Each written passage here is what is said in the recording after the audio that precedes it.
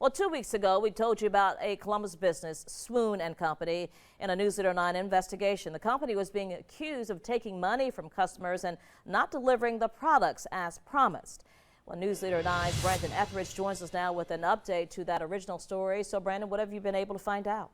Well, Barbara, you may remember that the home decorative company, they make signs just like this one called Swoon Company, had an F rating with the Better Business Bureau. And while for now that rating will remain the same, since our story aired, owner Jenny Pierce is working to make things right with her customers.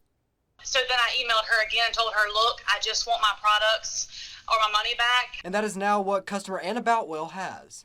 After your first story, the company has been responsive to the complaints that we've got.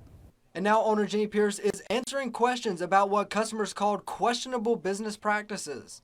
The company grew, larger than we ever expected. I never expected to go from, just this year we started at 20,000 fans, and that was in July.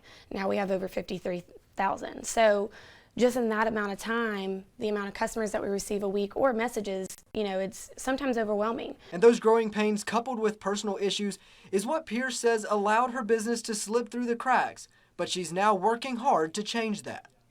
Since everything aired on the news, we have hired more people, and I do have interviews tomorrow as well for a personal assistant to kind of accumulate everything that's been going on and help me with all the messages and everything else in regards to the problems that were at hand. Swoon Company is also working to resolve complaints with the Better Business Bureau. Interim CEO Kelvin Collins says of the 153 complaints in the last year, the company has resolved 14, is currently working to resolve 22, and is hopeful that 86 more will be resolved in the coming weeks. We're contacting the consumers that have the complaints and making sure that when response, we go to the consumer to make sure that they've gotten either the tracking number or the product that they have ordered.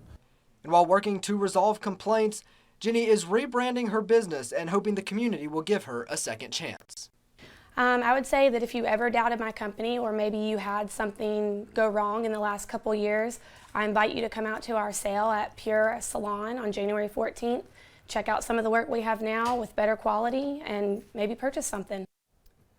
Now, Barbara, I do want to point out Anna Boutwell that we mentioned in our first story did receive her package the day after our story aired. Apparently an issue with the delivery company and being able to get her that package.